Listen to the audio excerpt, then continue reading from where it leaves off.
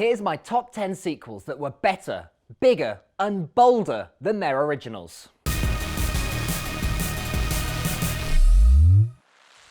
I'm going to immediately make life difficult for myself here.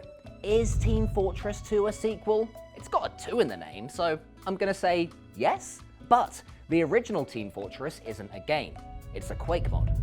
For the sake of avoiding an argument, let's say that TF2 is a sequel. It essentially took an IP that was half-baked, put it in the oven, and then forgot about it for a few years. But when they removed it, there was no burnt-out husks smouldering. No, what they had in there was sublime.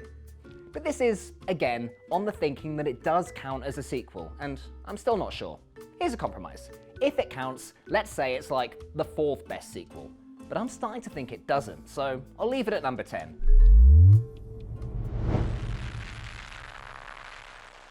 Here we have Borderlands. It's alright, isn't it? Looks kind of fun, but there's a lot of brown. But, oh wait, hold on, look at this. Wow, loads better. Look at all those colours. Talk about a glow up. So Borderlands 1 wasn't a bad game, but I wouldn't call it great either. It was fun, but it all felt very, like, dry toast. But then Borderlands 2 came and changed the game. The criticisms of its predecessor's visuals were squashed as it took players across a vibrant, varied planet. It developed and fleshed out the gameplay, the mechanics, the world, tacked on some brilliant characters, and it made the Borderlands franchise, well, Borderlands.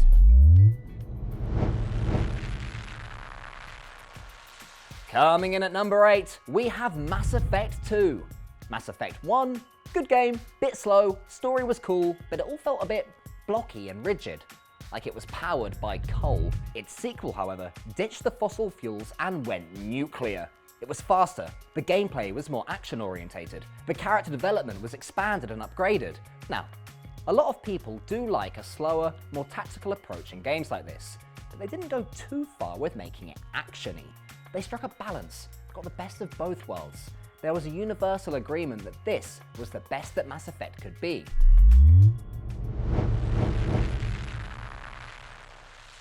And now one of the most important horror games ever made.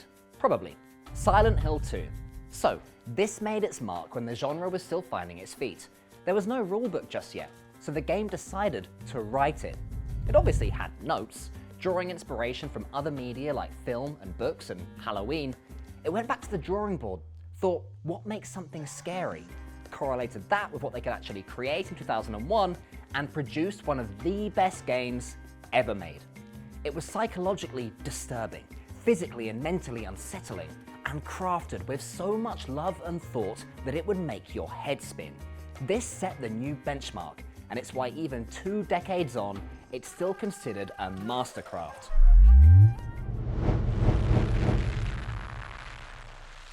Here's something everyone can recognize: Mario Kart. Fast, fun, frivolous gameplay for all ages. It has a structure to it, and all the games have DNA running between them. But here's what it looked like once upon a time. And yeah, you can find that DNA, but it just doesn't feel right, does it? This is the original game, but its sequel was the game changer: Mario Kart 64. As I'm sure you can imagine, or remember if you're old enough, the game was massive. It became like a religion. It was one of the most exciting evolutions in gaming, and it made the Nintendo 64 one of the hottest commodities around.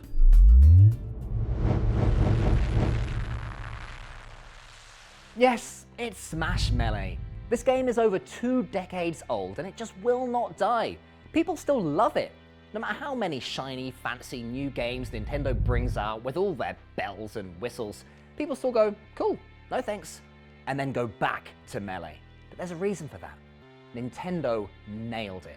The core concept was simple: take characters from other franchises and put them into something that was respectable but didn't overshadow any of the source games.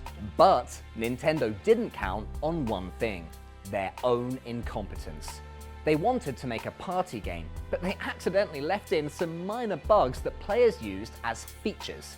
These little gubbins are what changed it from a fun little party game into a sweaty, no-holds-barred competitive title. Granted, you can play it as Nintendo intended, but let's face it, no one playing Melee today is doing so for fun.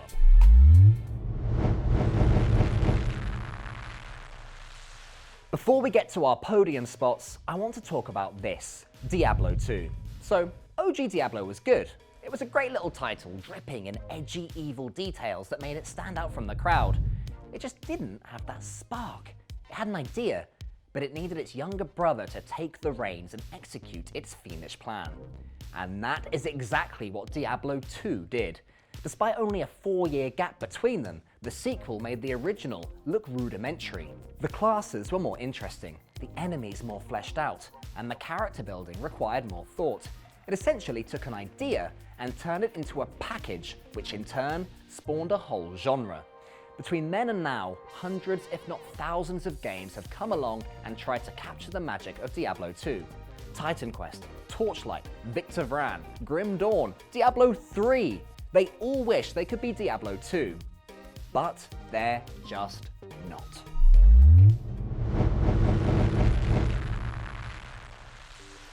It's time for the heavy hitters, and nothing caused a global state of hysteria quite like Pokémon.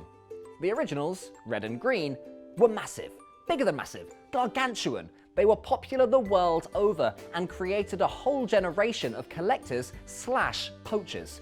It doesn't get much better than this, they all thought. This is the peak of gaming. Oh, those silly fools. They were not ready for gold and silver. It wasn't the first generation that set the rules for all future Pokémon games. It was gold and silver.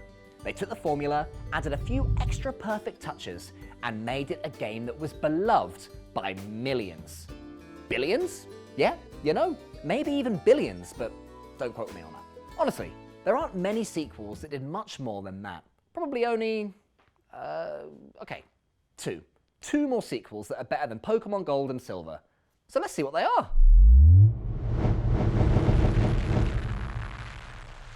Halo Combat Evolved was a hell of a game. It gave Microsoft a fighting chance when they entered the console market. It turned this weird, cumbersome black box into the magical thing that played Halo. It was incredible, but a few years later, it would be pushed to the curb to make way for the true definitive Halo experience, Halo 2. The story, upgraded. The gunplay, upgraded. The graphics, audio, level design. But that's not what makes the game so special. It's not what earned it its number 2 spot on my list. No, it's here because of its multiplayer. Now that was something else. So OG Halo did have multiplayer, but if you wanted to get a big old game going, you had to physically get the extra people. Get the extra TVs, the Xboxes, the controllers, the really weird, big, blocky controllers. It's a logistical nightmare. Halo 2 did away with that. It harnessed this fancy new thing called, well, I don't know, the internet. Players were hopping online, playing with people all over the world, shooting them, laughing in their faces, teabagging them, and they'd never been happier. It was a golden age of gaming, truly. It all went downhill after that, but in the mid-2000s, when we were shooting our friends and doing unspeakable things to their corpses, life really was great.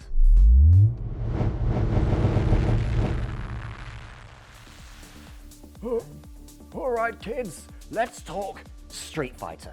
Yes, I know it looks fancy these days, lovely high-fidelity punching and whatnot, but this isn't the franchise's peak. No, the series hit its pinnacle all the way back in 1991 with Street Fighter 2. The OG game was solid, there's no denying that, but the sequel added a little bit of magic into the formula. It didn't just make everything more responsive, tactile and cleaner to play. Instead, it added in something that would change the world. A second player. Before this game, players would take to games competitively to try and beat each other's high scores. Then, Street Fighter 2 came along and let you play against another player. It was revolutionary. It was brilliant. You weren't just chasing numbers, you were beating the hell out of someone. It lit a spark that would only grow. Arcade dwellers wanted to go head to head. They wanted to improve and prove their mettle. Competition was born. Esports was born. It triggered a golden age of arcade games and reigned supreme as the greatest game of the time. It eclipsed its predecessor and everything else for that matter.